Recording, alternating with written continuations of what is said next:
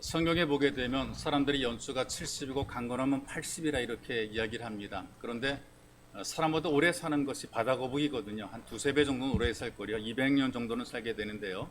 이 바다거북이들이 알을 낳기 위해서 해마다 해변가로 올라온다 그래요. 모래 속에다 알을 낳아서 묻어놓고 다시 이제 바다로 돌아가는데, 이 뜨거운 모래 열기 속에서 알이 부화가 되어 깨어나게 됩니다. 그러면 이 새끼 거북이들이 모래를 헤치고 나오게 되죠. 생존을 위해서 바다를 향해 길을 쓰고 가야만 됩니다. 바다까지 가야 겨우 살아남게 되는데, 그리고 파도에 휩쓸려서 이제 바닷속에서 자라게 되죠. 비키니라는 무인도가 있어요. 손바닥만한 작은 수영복을 비키니라고 그러는데, 이 무인도가 작다 그 말이죠. 근데 이 무인도에서 부화된 거북이 새끼들이 있어요. 근데 이 무인도에서, 이 비키니에서 부화된 거북이 새끼들에게는 다른 현상, 이상한 현상이 나타나게 되는데요. 알에서 깨어나자마자 어디로 가느냐? 바다를 향해 가야 되는데 오히려 산 꼭대기를 열심히 기어 올라갑니다. 그리고 물이 없는 곳에서 말라 죽어버리는 거죠. 그러니까 방향 감각을 잃어버린 겁니다.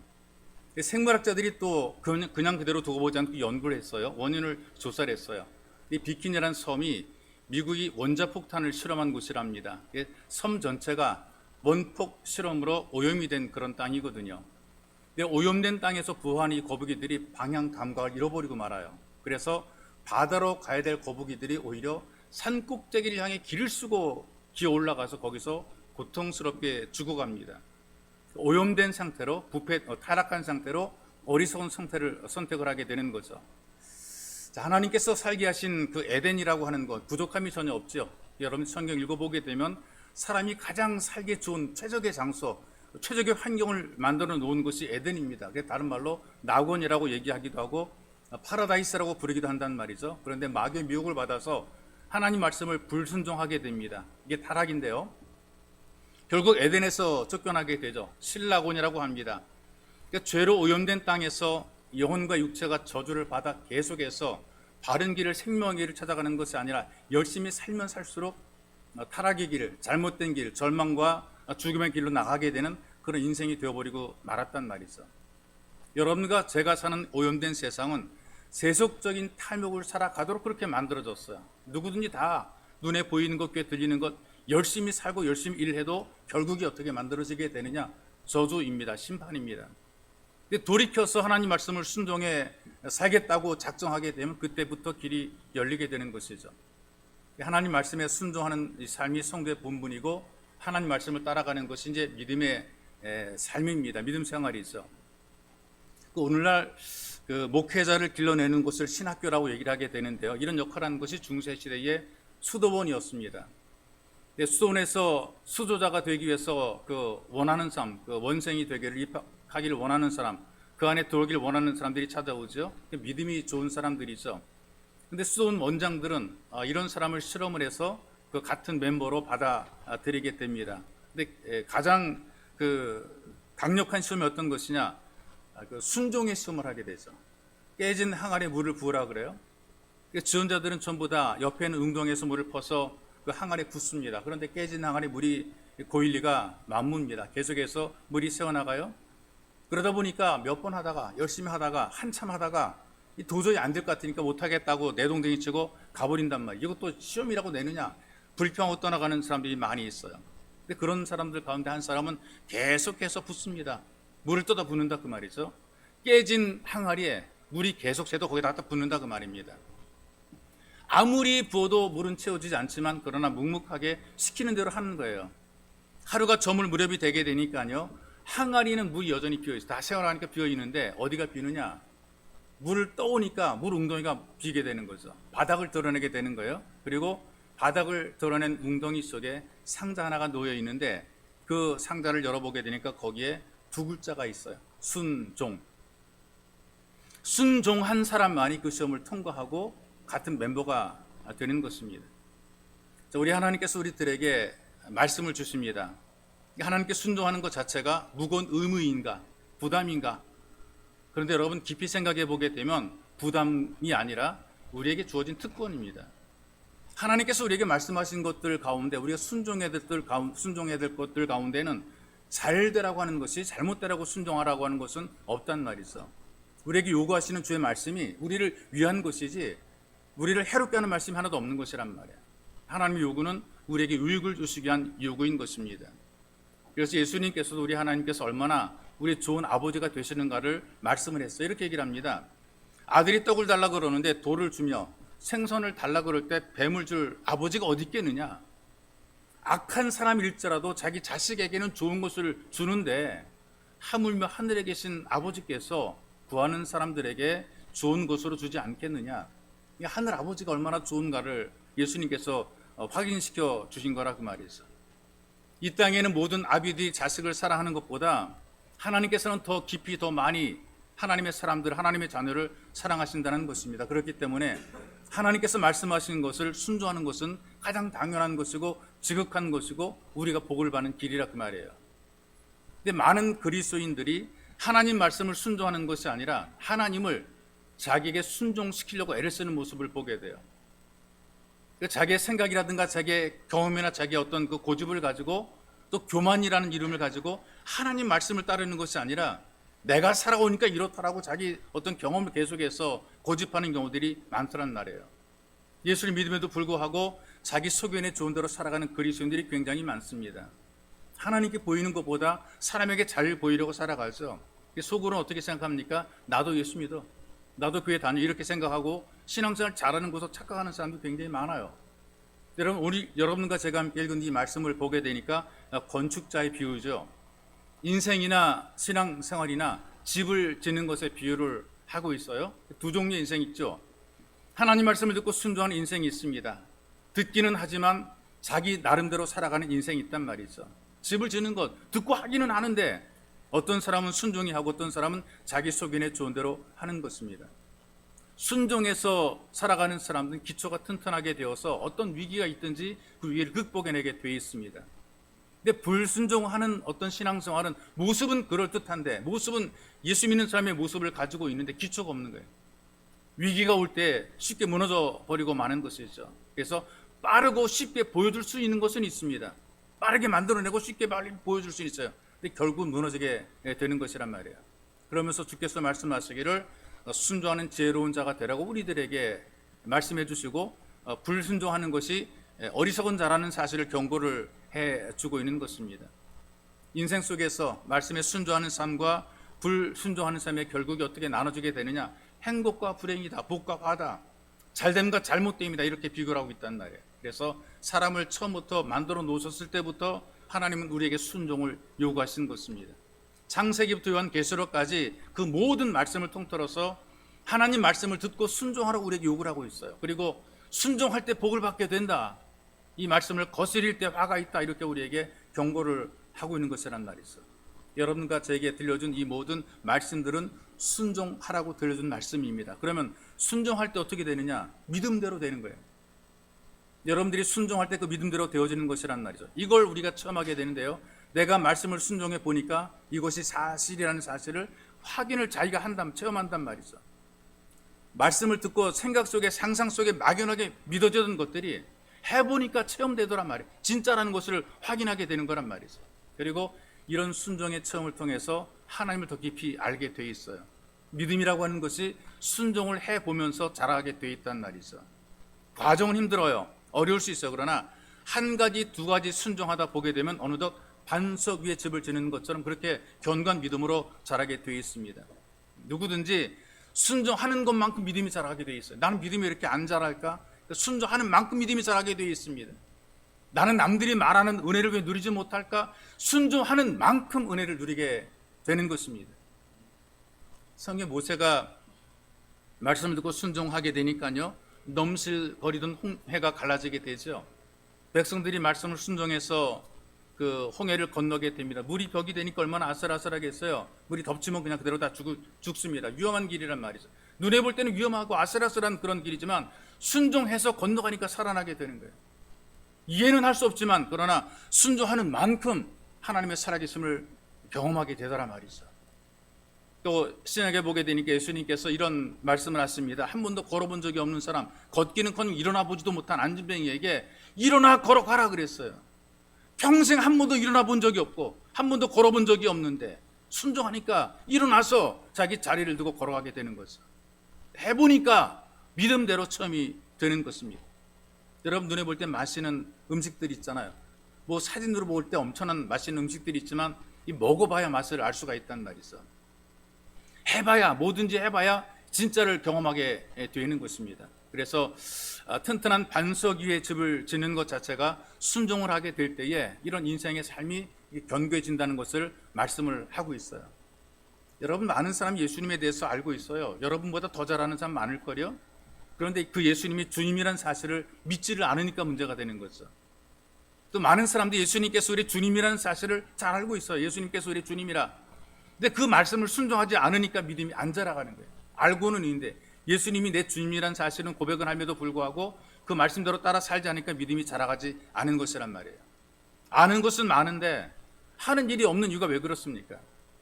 순종하지 않으니까 하는 일이 별로 없게 되고 믿음의 체험도 없게 되고 믿음도 안 자라게 되는 거예요.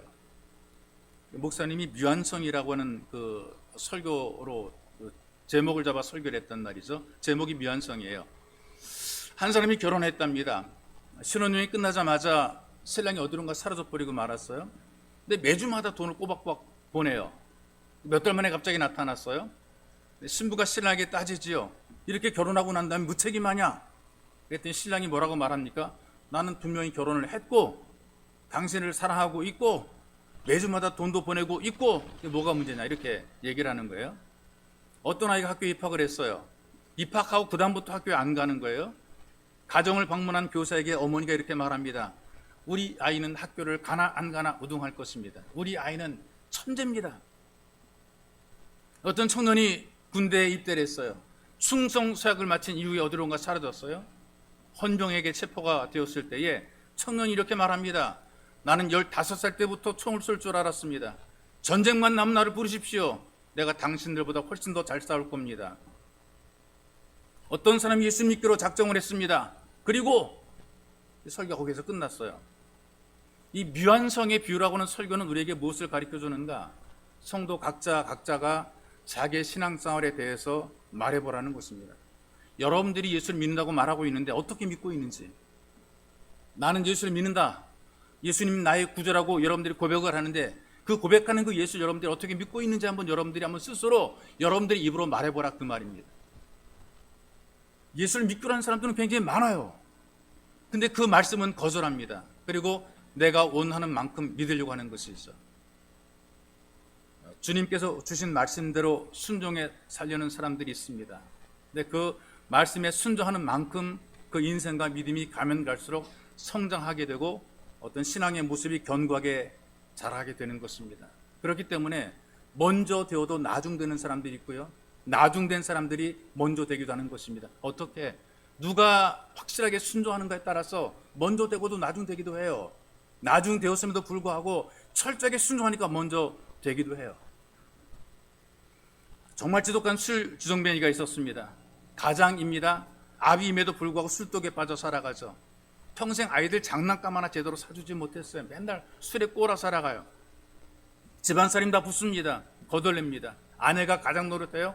힘겹게 돈을 벌어오게 되면 그 아내를 부탁하고 그 돈으로 술을 사 먹는 그런 인간입니다. 근데 그런 인간이 어떻게 전도를 받았습니다. 그리고 교회에 나갔습니다. 나갔다가 예수님을 영접하게 되는 것이죠. 그리고 사람이 바뀌어지게 됩니다. 하나님 말씀을 들을 때 다 자기한테 주는 말씀으로 받아들이는 거죠. 놀라가지고 회개를 합니다. 그리고 거기서 하나님의 은혜를 체험하게 되죠. 사람이 달라지는 거예요. 철저하게 순종합니다. 시키는 대로 합니다. 말씀이라면 그대로 하려고 합니다. 죽으라고 하면 죽는 신음까지 합니다.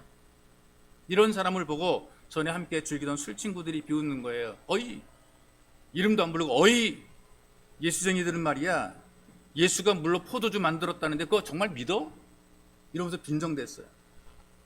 그 말을 듣고 이분이 뭐라고 대답하느냐, 물이 포도주가 된 것 난 못 봐서 모르겠지만 이거면 확실하다. 예수께서는 우리 집에서 맥주를 저금 통장으로 바꾸시고 소주를 아이들 장난감으로 바꾸셨어. 그 주정뱅이 날 이렇게 바꿔놓으셨는데 그까이 거 물로 포도주 만드는 거 별거 아니지 않느냐, 이렇게 대답했다 그래요. 주님 말씀을 순종하다 보게 되니까 언제 어디서 어떻게 하나님 말씀을 체험할지는 모르지만 그러나 반드시 하나님의 능력을 체험하게 되어 있습니다. 누구든지 하나님 말씀을 그대로 순종할 때에 개인적인 삶의 변화가 만들어지게 됩니다. 그리고 개인적인 삶의 변화가 다른 사람에게 좋은 영향을 미치게 되어 있죠. 순종하게 될 때에 삶의 변화가 만들어져요. 그런데 아무리 많이 알아도 순종하지 않으면 소용이 없단 말이죠.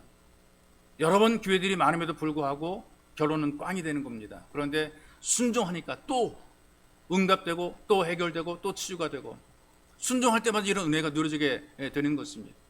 그래서 여러분 진심으로 여러분들 믿음이 자라기를 원하신다면 작은 일부터 주님 말씀에 순종하려는 결단이 필요한 것이죠.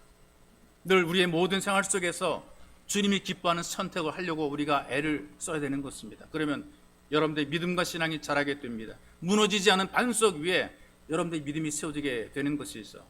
아는 만큼, 본 만큼, 들은 만큼 순종하시기를 주님의 이름으로 축복합니다. 그 순종할 때 어떤 복이 주어지게 되느냐? 고난을 이길 수가 있어요. 순종하니까 고난이 이겨지는 것입니다. 예수의 말씀을 그대로 순종해서 그대로 행하게 되니까 반석의 집을 짓게 되죠. 기본에 충실하게 되니까 비가 오고 홍수가 나고 그래도 무너지지 않은 그런 집이 된다 그랬단 말이에요. 여러분 살다 보게 되면 예수를 믿건 안 믿건 뭐 여기 살건 저기 살건 다 삶에 문제가 많고 풍파가 많고 여러 가지 환난들이 닥쳐오게 돼 있단 말이에요. 어떤 문제가 우리 앞에 올지 아무도 장담 못하는 것이죠. 그런데 말씀을 듣고 순종하다 보게 되니까 신앙의 기초가 튼튼하고 인생의 기초가 튼튼하게 되고요. 그러니까 어떤 시험이 오더라도 견뎌내게 되는 것입니다. 웬만한 믿음, 웬만한 어떤 시련, 웬만한 어떤 그런 고통에도 굴복하지 않고 견고하게 믿음이 세워지게 되는 것입니다. 미국뿐 아니라 그 세계적으로 위인된 사람이 링컨인데요. 많은 그 사람들이 링컨을 성경과 기도로 시작한 대통령이라 이제 그렇게 인지를 하고 있어요. 9살 때 어머니가 돌아가시면서 성경을 물려줬다 그래요. 그러니까 어머니가 유언을 했습니다. 이 성경은 12만 평의 땅을 물려주는 것보다 더욱더 값진 것이다. 12만 평이 얼마나 큰 땅인지 모르겠지만 그러나 굉장히 큰 땅인 것만은 사실인 것 같아요. 근데 그것보다 귀하다는 거죠. 너는 이 성경을 읽고 성경 말씀대로 살아가는 사람이 되고 하나님을 사랑하고 이웃을 사랑하는 사람이 되거라. 이것이 어머니의 마지막 유언이었습니다. 그래서 아들은 그 어머니 유언을 따라서 어릴 때부터 성경으로 공부를 하고 성경 말씀대로 순종하며 살아갔어요. 학교는 제대로 다니지 못했지만 성경으로 공부를 했어요. 유별나게 실패가 많았고 시련이 많았던 사람입니다. 그런데 이걸 다 극복해낸 것이 어떤 것인가? 말씀대로 순종해 살았더니 그걸 극복해내게 된 것이죠. 먼저는 9살의 어머니 낸시를 잃었습니다. 17살 때 누나 세라가 세상을 떠났습니다. 첫사랑이 실패를 해버리고 말았어요. 23살에 주의원 선거에서 낙선했어요. 29살엔 의원 지명 선거권을 상실해서 정계로 나가고자 하는 꿈이 깨졌습니다. 41살에 둘째 아들이 죽었습니다. 42살에 아버지가 세상을 떠났습니다. 45살에 상원 의원에 낙선했습니다. 47살에 부통령 지명권자를 상실하는 정치적인 절망을 겪게 됩니다. 49살에 상원 의원에 또 재낙선하게 돼요. 그런데 51살에 대통령에 취임하게 되죠. 1년 후인 52살에 첫째 아들이 죽어요.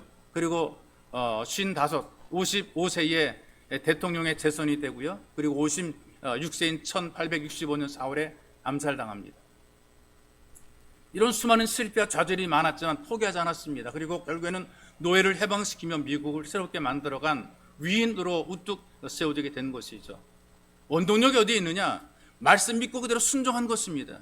링컨 박물관이 있어요. 그리고 그 백악관 근처가 있는 거 가보게 되면 거기에 링컨의 상이 있는데 거기에 가장 어려울 때에 링컨이 묵상하고 그다음에 마음속에 새겼던 그 성경 구절이 펼쳐 있어요. 시편 34편 4, 6절의 말씀입니다. 내가 여호와께 구하며 내게 응답하시고 내 모든 두려움에서 나를 건지셨도다. 이 곤고한 자가 부르짖음에 여호와께서 들으시고 그 모든 환난에서 구원하셨도다. 여러분 예나 지금이나 똑같아요. 사람이 살아가는 세상에는 고난이 다 있어. 여러분들이 살아가면서 말을 안 해서 그렇지 왜 고난이 없겠습니까? 왜 마음의 아픔과 상처가 왜 없겠습니까? 왜 걱정과 근심이 왜 없겠어요? 다 있어요. 나만 있는 게 아니라 남도 다 있어요. 누구나 다 있어. 옛날에도 그랬고 지금도 다 그래요. 그런데 하나님 말씀을 순종하며 살아가는 사람들은 극한 절망 속에서도 포기하지 않고 오늘 주어진 하루의 최선을 다하며 살아가는 것입니다. 죽을 자리를 찾는 것이 아니라 살 길을 찾기 위해서 노력을 하는 거라고 말이죠. 그리고 살아납니다. 우리나라에서도 광산 사고가 일어나가지고 그 사람이 매몰됐다가 이제 구해진 그런 일이 있었지 않습니까? 종종 광산 사고들이 많이 나게 되는데요. 운용자가 그 등불을 들고 그 광산 속에 들어가서 이제 그 관리하면서 시찰하는 거죠. 그 등불이 꺼져버리고 말았어요. 광산 갱도 깊이 들어가서 등불이 꺼지게 되니까 앞을 분간하지 못하게 되는 거죠. 암흑천지입니다. 방향을 잡을 수가 없는 거예요. 들어오긴 들어왔는데 어디로 나갈지 방향을 모른단 말이죠. 절망이 엄습하고 두려움이 엄습하고 이렇게 죽는 것이 아닌가라고 하는 그런 생각이 어떤 마음속 공포감을 유발하는 것이란 말이에요. 그래서 기가 막힙니다. 아니 자기가 만든 자기의 주인인 이 광산에 돌아 자기가 죽을 걸 생각하니까 기가 막혀가지고 가만히 앉아서 하나님께 기도합니다. 하나님 좀 살 길 좀 찾게 해주세요 기도를 하게 되는데 마음속에 지혜가 생기는 거죠. 자기가 기도하기 위해서 무릎을 꿇은 바로 그 자리가 화차들이 들락거리는 철길이거든요. 철길을 통해서 그 채석한 것을 바깥으로 빼내고 또 빈 화차를 들어오고 막 그러는 자리예요. 신을 벗어버리고 맨발로 더듬해 보니까 철길이 발에 닿아요. 그래서 그 철길을 더듬어 가지고 오다 보니까 결국은 눈에 보이진 않았음에도 불구하고 죽음 현장 벗어나서 바깥으로 나오게 된 것이죠. 우리가 때때로 살아가다 보게 되니까 앞이 캄캄한 절망의 둥굴에 갇힐 때가 있어요. 사방을 둘러보아도 길이 보이지 않고 막막할 때가 있단 말이죠. 그런데 그때 우리에게 주시는 하나님 말씀을 따라 순종해 보게 되면 고난의 자리를 벗어나게 되어 있습니다. 여러분과 제가 사는 지금의 세대가 혼란합니다. 여러분들이 생각하는 그 생각보다 훨씬 더 어려운 현실수가 있단 말이죠. 물질의 가치는 높아가지만 영적인 가치는 자꾸 뒷전으로 물러나게 되어 있어요. 그래서 많은 사람들이 교회도 그렇고요. 어떤 세속적인 평가나 판단을 가지고 사람들을 판단합니다. 이런 환경, 이런 분위기 속에서 고난과 핍박을 이길 수 있는 힘이 어디에 있느냐? 말씀대로 순종할 때에 힘이 생기고 능력이 나오게 되어 있어요. 뭐 어느 날 갑자기 뭐 믿음이 막 솟아나고 그런 것 아니에요. 꾸준하게 하다 보니까, 꾸준하게 예배를 드리다 보니까, 꾸준하게 말씀 보다 보니까, 듣다 보니까, 계속 와서 앉아있다 보니까 어느 순간에 고난도 극복해내게 되고, 그 다음에 어느 순간에 어떤 자기의 지위가 확실하게 되고, 어느 순간에 위기를 극복해내게 되는 것이죠. 갑자기 찾아오는 것이 아닙니다. 꾸준히 말씀을 순종하다 보게 되니까, 인내하다 보게 되니까 이런 고난을 극복해내게 되는 것이란 말이죠. 그래서 여러분들이 눈앞의 이익보다도 하나님 말씀이라면 손해보는 일이라도 좀 순종하다 보게 되면 오히려 더 잘되게 되어 있어요. 탐심이라든가 이기심보다도 하나님 말씀에 순종하기를 결단을 해야 되는 것이죠. 그러면 여러분들의 삶이 지금보다 훨씬 더 견고한 믿음의 사람이 될 것입니다. 그런 의미에서 순종으로 신앙과 삶이 반석에 세워지는 여러분들이 되시기를 주님의 이름으로 축복합니다. 또 순종의 은혜가 어디에 있느냐? 결국은 잘 되게 되어 있어요. 말씀을 순종하면 결국은 잘 되게 되어 있어요. 여러분 시편에 보게 되니까요, 하나님 말씀은 길에 비추고 발에 등불이라 이렇게 말씀을 하고 있거든요. 인생의 빛이 되고 등불이 되는 것이 하나님 말씀인데 이 말씀 따라가다 보게 되면 결국은 잘 되게 되어 있죠. 살 길이 열리고 행복을 누리게 되어 있습니다. 그런데 잘 산다 그러죠.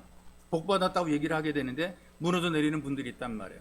마지막에 무너져 내리게 되면 그게 무슨 소용이 있습니까? 내가 쓸 거 내가 쓰지 못하고 다 털려버리면 이게 아무런 소용이 없는 거란 말이죠. 결국엔 내가 누릴 때 잘 되는 것이란 말이에요. 내가 누리기 위해서 순종하다 보게 되니까 이 복을 누리게 되어 있습니다. 믿고 순종하는 것이죠. 어떤 사람이 이제 입양을 해서 고아원을 찾았어요. 근데 고아원에 두 아이 가운데에 한 아이를 택하라 그래가지고 아이를 보러 가는 거예요. 근데 두 아이가 막 침대에서 막 놀고 있어요. 아이들이 막 놀고 2층 침대에서 놀고 있는데 양 부모가 될 사람이 그 아이들 향해서 이렇게 팔을 벌리고 야 뛰어내려고 팔을 벌렸는데요. 하나는 깜짝 놀라가지고 오히려 뒤로 몸을 뺍니다. 뛰어내리니까 막 겁나 몸을 빼는 거예요. 근데 하나는 겁없이 몸을 날려가지고 뛰어내렸어요. 누가 양자가 되었을까요? 뛰어내리라 그런 양보가 될 사람의 말을 믿고 뛰어내린 그 아이가 결국에는 양자가 되고 입양이 된 것이죠. 하나님 말씀대로 믿고 순종하게 될 때에 그 사람에게 은혜가 주어지게 되어 있습니다. 근데 그 사람들이 이 순종의 복을 잘 깨닫지 못한단 말이죠. 왜냐? 뭐 순종해봐도 당장에 뭐 복이 임하는 것 같지 않단 말이에요. 몇 번 해보긴 했는데 여전히 나아지는 것이 없단 말이죠. 한 번 더 혹시나 하고 기대했는데 역시나 안 되는 거예요. 그러니까 포기해버리는 거예요. 에이 그거 안 되는 거 아니야. 이렇게 얄팍하게 믿으니까 늘 그 자리에 있는 겁니다. 얄팍하니까. 좀 예수를 믿어도 좀 깊이 진짜 믿는 것이 아니라 얄팍하게 믿는 거예요. 계산적으로 믿는 거예요. 내가 요만큼 하면 이만큼 오겠지. 이런 계산적으로 믿으니까 안 되는 거라 그 말이죠. 그래서 또 그 자리, 나는 순종했다고 생각할지 모르지만 그러나 순종이 아니에요. 순종하는 게 아니라 순만 계속하는 거예요. 뛰어내려길 때 내릴 때만 계속 이것만 하고 있어. 맨 제자리 걸음만 하고 있어. 오라 그래도 그냥 제자리 걸음만 하고 있는 거란 말이죠. 왜 이렇게 살아가느냐? 말씀을 제대로 믿지 않으니까 그렇죠. 하나님 약속을 안 믿으니까 그러는 거예요. 믿어지지 않으니까 그렇게 못하는 거란 말이죠. 왜 안 믿어질까? 이 하나님이 약속하신 말씀보다도요, 눈앞에 보이는 현실적인 게 훨씬 더 좋아 보이기 때문에 그렇죠. 그래서 이렇게 현실적인 사람들은 하나님 말씀보다도 이익을 찾아서 움직이기 때문에 그래요. 말씀에 순종하니까 손해가 되죠. 어려움이 오죠. 불이익을 감수해야 된단 말이죠. 힘들어요. 어떤 부담을 안게 되는 거란 말이에요. 그러니까 이게 하기 싫은 겁니다. 근데 여러분들이 누리는 세상에서의 어떤 유익들은, 기쁨, 만족들은요, 쉽게 얻어요. 뭐 순종 복잡한 거 하지 않더라도 그냥 쉽게 누릴 수 있는 것이란 말이죠. 여러분, 우리들이 가지고 있는 신앙은 수많은 성도들이 오랜 세월 동안에 순종하고 희생하고 또 순종하고 헌신하고 이렇게 우리들에게 전해진 것이란 말이에요. 우리 하나님의 자녀로 살아갈 때에 이 말씀대로 순종하려는 결단이 필요한 것입니다. 많은 사람들이 자기 마음대로 살려고 하다가 신앙에서 벗어나는 경우들이 많고, 그리고 순종을 착각하는 경우들이 많이 있어요. 예전에 제가 이런 얘기를 한 적이 있습니다. 어떤 할머니 한 분이 여행을 해요. 숲속에 오솔길을 걸어가게 되는데 두 갈래 길이 나오게 됩니다. 근데 두 갈래 길인데 길이 똑같으니까 할머니가 하나님께 간절히 기도를 하죠. 하나님, 내가 하나님의 뜻대로 길을 가고 싶은데 어디로 갈지 모르니까 내가 갈 길을 가르쳐 주세요. 그리고 이렇게 저의 길을 인도해 줄 거라고 믿습니다. 그러면서 제가 지팡이를 놓고 지팡이가 쓰러지는 쪽으로 내가 가겠습니다. 왼쪽으로 쓰러진 데가 왼쪽으로 가고 오른쪽으로 쓰러진 데가 오른쪽으로 가겠습니다. 옛날에 침 뱉어가지고 탁 하고 튀는 쪽으로 한다. 이제 그런 그 마음으로 이제 그렇게 지팡이 가지고 이제 하나님을 시험하는 거죠. 할머니가 기도하고 지팡이를 딱 놨는데 이 지팡이가 오른쪽으로 쓰러졌네요. 근데 할머니 솔직한 마음이 어떤 건 줄 아세요? 오른쪽보다 자기가 왼쪽이 더 좋아 보이는 거예요. 내 생각에는 왼쪽이 훨씬 더 좋은데, 근데 놓으니까 또 오른쪽으로 또 쓰러졌네. 그래가지고 다시 또 지팡이를 들어가지고 하나님께 간절히 기도. 하나님, 내가 다시 기도하는데 이 지팡이 쓰러지는 쪽으로 가겠습니다 하고 지팡이가 딱 쓰러뜨리니까 또 오른쪽으로 쓰러지는 거예요. 할머니가 다시 또 지팡이를 붙잡고 기도. 하나님, 삼세판이니까 이 지팡이가 쓰러지는 쪽으로 내가 가겠습니다. 그러고 손을 살짝 들어가지고 왼쪽으로 쓰러지게 만들었어요. 왼쪽으로 지팡이가 탁 떨어지니까 이렇게 할머니가 고백하는 거죠. 역시 하나님께서 왼쪽 길을 인도해 주십니다. 감사합니다. 자기가 순종해서 나갔다라고 생각하는 것이죠. 근데 많은 분들이 이렇게 기도를 하는 분들이 많이 있습니다. 기도하고 내가 생각한 뜻이 아니면 또다시 기도해요. 내가 원하는 길이 아니면 또다시 기도해요. 끝내 내가 원하는 방법대로 살면서도 순종했다라고 착각을 하고 살아가는 사람들이 많단 말이죠. 근데 진짜 순종은 어떤 것인 줄 아십니까? 이렇게 생각하십시오. 이러면 안 되는데 그러면서 포기하지 못하는 것을 포기할 수 있는 것이 순종입니다. 나 정말 이건 아닌데, 이거 포기를 하면 안 되는데 하지만 이걸 포기해 버리는 게 순종입니다. 이거 해야 되는데 라는 생각을 하면서도 전혀 못하고 있어요. 안 하려고 할 마음이 없어요. 그럼에도 불구하고 이걸 순종해, 이걸 따라하는 것이, 이 거룩한 부담을 가지고 해내는 것이 순종이라 그 말이에요. 자, 여러분, 우리가 이걸 기억해야 됩니다. 순종으로 믿음이 자라게 되어 있어요. 순종하지 않으면 믿음이 안 자랍니다. 순종으로 고난을 극복하게 되어 있습니다. 그리고 순종할 때에 영육이 잘 되게 되어 있습니다. 이 순종의 삶을 성경이 뭐라고 말하는가? 기본적인 삶이라고 우리에게 알려주고 있어요. 여러분들이 살아가시면서 순종을 통해서 여러분들 인생과 삶이 잘 되시기를 주님의 이름으로 축복합니다. 이제 기도할 때 주의 말씀을 듣고 여러분들이 기도의 제목 삼아 기도하기 원합니다. 성령께서는 지금도 각 사람 마음속에 무엇을 내가 순종해야 되는가에 대해서 거룩한 부담을 줍니다. 각자가 알 겁니다. 남들이 뭐라고 말하지 않아도 각자가 자기가 알 거란 말이에요. 무엇이 도대체 내가 순종해야 되는가? 이 거룩한 부담이, 내 마음을 누르는 이 거룩한 부담이 어떤 것인가 본인은 알 거란 말이죠. 그리고 잘 아는 사람이 아니라 순종하는 사람이 되라고 우리에게 말씀을 하고 있어요. 많이 아는 사람이 아니라 아는 것만큼 순종하는 사람이 되라고 우리에게 요구하고 있습니다. 그래서 순종하게 되면 믿음이 자라게 되어 있어요. 순종하면 믿음대로 능력을 체험하게 됩니다. 여러분, 순종을 통해서 믿음대로 되어지는 능력을 체험하도록 은혜를 달라고 간절히 기도하시고요.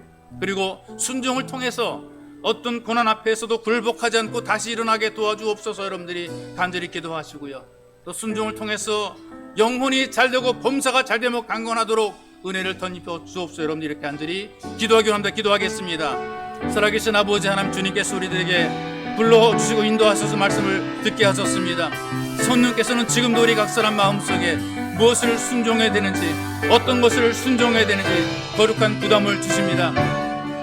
하나님, 각자에게 주어진 이 거룩한 부담을 끌어안고 말씀을 따라 순종하게 도와주옵소서. 어떻게 살아 예수를 믿는 것인지 알게 만들어 주시고, 이 말씀 들은 말씀대로 우리가 기꺼이 순종해서 하나님의 기쁨이 되게 도와주시옵소서. 잘 알기보다, 많이 알기보다 순종하는 삶이 되게 주님 우리에게 은혜를 덧입혀 주시옵소서. 각자가 믿음대로 되어지는 능력을 체험하게 만들어 주옵소서. 고난 앞에 굴복하지 않게 도와주시고 다시 한번 세워지게 만들어 주시옵소서. 영혼이 잘된 같이 범사에 잘되고 강건한 능력을 누리며 체험하다 하나님, 우리 모두의 마음속에 순종의 마음과 순종의 결단이 있도록 도와주옵소서. 주님이 내게 요구하는 것이 무엇인가 알게 하시고 받아들이게 하시고 기꺼이 따르게 만들어 주시옵소서.